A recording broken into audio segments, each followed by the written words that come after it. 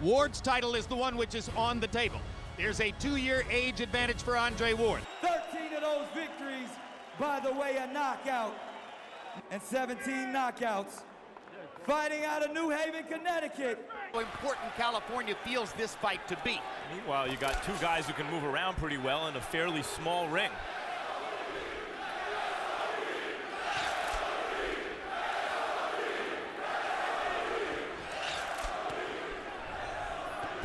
Dawson fights southpaw, but he's a right-handed, and Ward fights conventionally, but he is left-handed.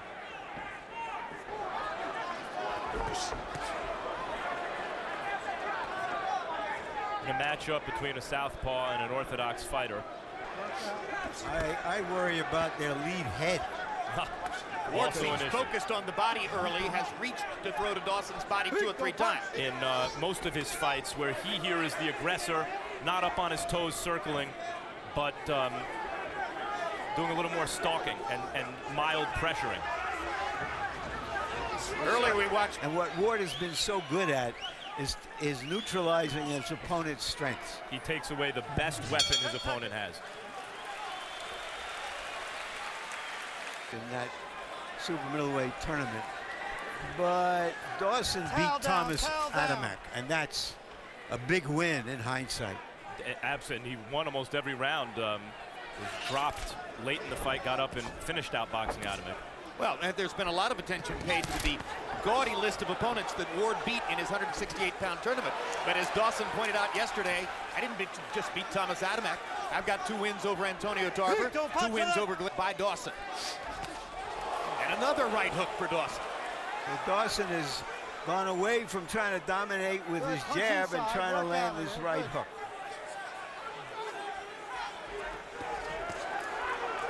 He's trying to catch Ward coming. Outcomes of Andre Ward's kind of mauling at times style. Yeah. This fight. Good right hand by Dawson. Dawson has found Ward with 3 or 4 good right hooks here in the second round. After only throwing 17 punches by CompuBox count in round 1. Ward has had the same trainer all of his career, Virgil Hunter. Dawson's had a variety of trainers, but has gone back to the one he...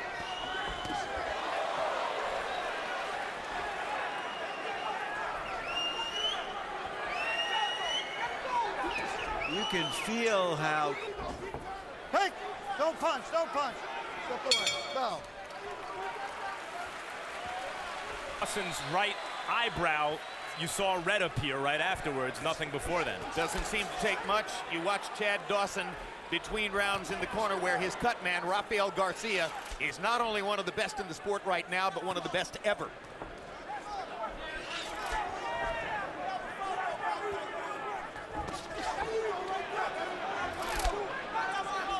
Body shot there for Ward.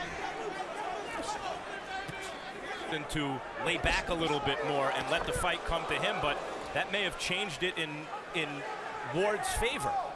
Well, I thought he was referring to that he would have a better chance of figuring out Ward than Ward. Come at him. He said something to that effect in the corner. Good little left hand as they turned.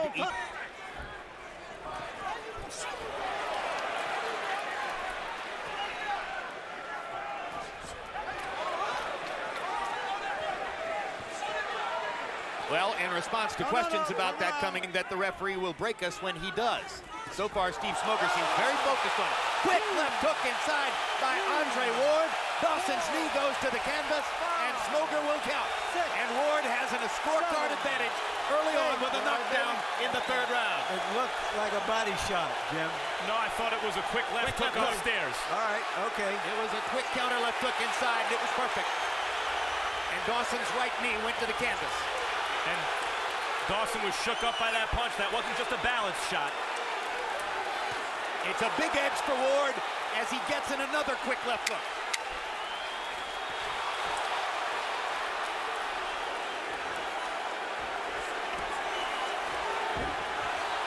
Dawson's trying to come back. A little more fighting.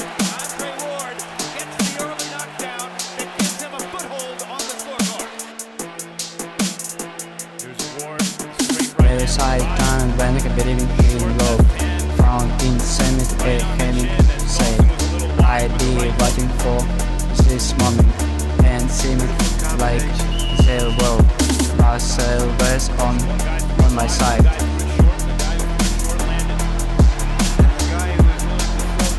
Bucks numbers through 3. Ward, 29 of 103. Dawson, 13 out of 61. They both go to the canvas here. And it's another knockdown for Ward. Another left hook. Right on the button. That quick left hook is causing big problems now for Chad Dawson. Go. Ward believes he's got him hurt. Oh, he Dawson's trying to hold on. Quick right hook by Dawson in there. Lands the one punch, but here comes Ward, setting up his left hook again. And again. Dawson's legs are gone, and he has to try to figure out a way to survive this at closer range than he'd like. Ward takes a couple of right hands because he's opening himself up to try to go in for the knockdown. Dawson almost went down again. Steve Smoker says keep fighting. Great body shot by Ward. A hammering left hook to the body. 2 more body shots. For a guy who's not a big knockout puncher, he knows how to go for the finish. Combination by Ward. He is ripping Dawson. Another left hook. Dawson manages to stay up. He's got a chance to put on a show in his biggest fight, and he wants to do it. And he's taking risks of the kind that we've never seen Andre Ward take to try to get that knockout. Dawson is trying to throw hard shots back. Big left hook by Ward. And here comes Dawson. His legs are beginning to come back. And misses with the left hook. Well, Larry, And now the 1-2 lands perfectly. 2 top fighters putting it all on the line. Right? We asked if they would take the risks in the fight that they took in taking the fight, and they're trying to go for it. This already has exceeded About a minute ago. Keep him off him a little something. 2 knockdowns now on the books for Andre Ward. Just like in the 3rd round, they both start hooks. One guy's is short, that's Ward's. One guy's is wider, that's Dawson. Ward was also quicker on the draw. And that's a virtual replay of the knockdown in the 3rd round. That is because Andre Ward, his opponent. It's also superior technique. Harold, how do you have it through 4? Look at you. 3 rounds to 1. 39-35, Andre Ward. You know, Jim, in the first round, it was a very close round. Both guys are holding. Steve Smoker doesn't like to break him up too quick. Here's his multi-dimensional attack. If he needs to slug, he can. Throw short punches with his body behind it. On the East Coast, in case you're just joining us, we're live at the Oracle Arena in Oakland, California, where early on the battle between Andre Ward and Chad Dawson is unexpectedly something of a war. It began when Ward was able to knock Dawson down in the 3rd round with a left hook. He did it again in the 4th round, and now Dawson, behind on the scorecards, has an uphill fight. Now Dawson needs to try to find a tactical adjustment that'll put him back in the fight. He lands a straight left cross on the face of Ward. Ward has taken Dawson's power shots very well, and Dawson has landed some cleanly in the last couple rounds.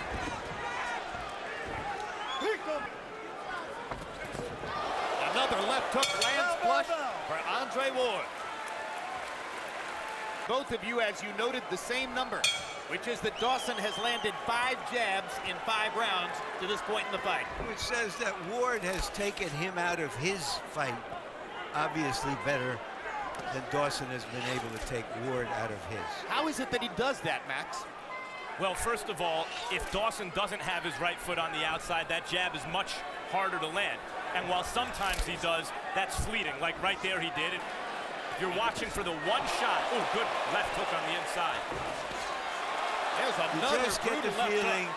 that Ward has meaner intentions, that he's willing to follow through with his punches a little bit more. Catch the jab with that lead hand and you counter with the other hand, like he just did then. In the 2nd round, Dawson made an adjustment and switched from trying to land the jab to stepping in and landing. Because if the other guy has a better hook, it can really hurt you. Straight left hand landed for Dawson. Crowd oohed and ahed as Ward's body went back into the ropes. but also the jabber. Mentally, how does that weigh on a guy like Dawson, who's used to in virtually every one of his fights to being able to dictate the terms with that jab? Now, incidentally, Ward is able to tee off. More assertive. Andre Ward is dictating to Chad Dawson in the 6th round of a scheduled 12. Blood from outside the right eye of Dawson. Ward coming over the top with the left hook. They bump shoulders in the scorecards and rolling it up now, halfway through the fight. Harold, how do you have it through 6? Okay, Jim, 59-53, 5 rounds to 1, Andre Ward. You know, Jim, Chad Dawson has to go to plan B, because plan A ain't working, I gotta tell you. Andre Ward is just, you know, he's using that offense, it's Russian punch. Magazine Fighter of the Year. This is his first appearance in 2012, and so far, what a show it is.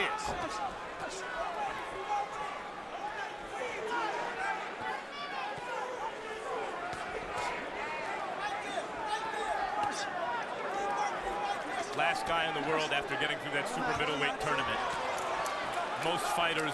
Immediately after this, the premiere of the 2nd episode of 24/7 Chavez Jr. versus Martinez. Tonight's episode tracks the continually evolving relationship between Chavez Jr. and his ultra-famous father. Down next week in Las Vegas. Now round 8 begins here in Oakland with Chad Dawson well behind on the scorecards, and you would have to think trying to figure a way toward a knockout.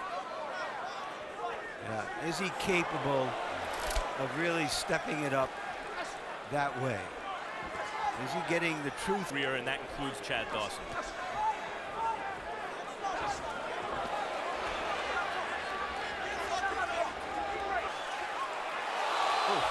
Uppercuts by Ward now. Jolting Dawson. To your point, Larry, masterful inside stuff from Andre Ward. And Steve Smoger, the referee, lets them fight because a hand is free. Too many referees these days will stop the infighting. More blood from outside the right eye of Dawson now. Hard right hand by Ward. Chasing Dawson from position to position and ripping him every chance he gets. Listen, 9th round, listen. Dawson feels safe in there because, as Larry mentioned, there's only one hand free. He thinks Ward throws those short uppercuts on the inside. And John Scalia's trainer has told the truth to his fighter. And we'll see if his fighter can act on that truth. Difficult. The graphic you saw between rounds demonstrated that by CompuBox count, Ward has landed more punches in every round so far. Have the proper spatial awareness when and where to throw punches. Ward does. Yeah, he's eager, but he's never over-eager. He takes risks when he has backup. You always feel he's fighting just a little within himself. And tonight, he's really fighting a little bit at times when he sees the opportunity beyond himself. Now clean straight right hand by Ward, snapped Dawson's head back again. He's had chances where it looks like he's opened the door for a knockout, Larry, and hasn't stepped. Probably more punishment than he's ever taken in a fight. And he's still in there, but we have to see now whether he can be more than do that. Yeah, and that was in part because if he won the fight, he was going to get the shot at De La Hoya. And he let it all go and showed that he had a fighter's heart as well as a boxer's skill. And Pernell Whitaker is a great champion. But Chad Dawson has yet to show that. On that night, he fished a little deeper. Walking away. Bell, bell, bell. Everything from Andre Ward is compact. The jab, the very straight right hand, puts his head in a position where Dawson can't hit it. Take a beating. Ward is beating him up. You would know that Ward actually fractured his left hand in his last fight. What did the excitement? He's done the hardest thing there is to do, which is make an exciting fight against another top defensively minded fighter and put on a great performance, a great showcase of his own skills. Break, don't punch, don't. 68-pound weight class.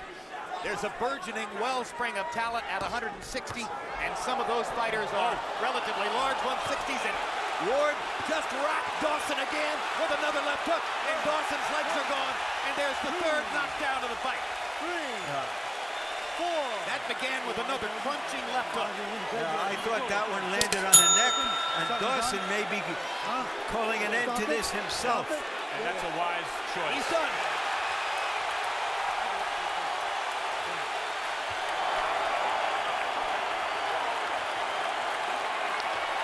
Neck, and really hurt him. Here's Ward just putting his punches together. As That Larry one. mentioned, yeah, never got beyond himself, never fought outside of himself, stayed contained, and yet put his pedal to the metal when the opportunity presented itself. And Ward created his own opportunities time and again. I think it was off the top of the head that started the trouble there with the left hand. Not sure that it was the neck where he caught him. Hard to tell. I think it was on the chin and then on the ear. Yeah. Not. Our referee, Steve Smoger, stops the bout at 2 minutes and 45 seconds in round 10. The winner by TKO, the Steve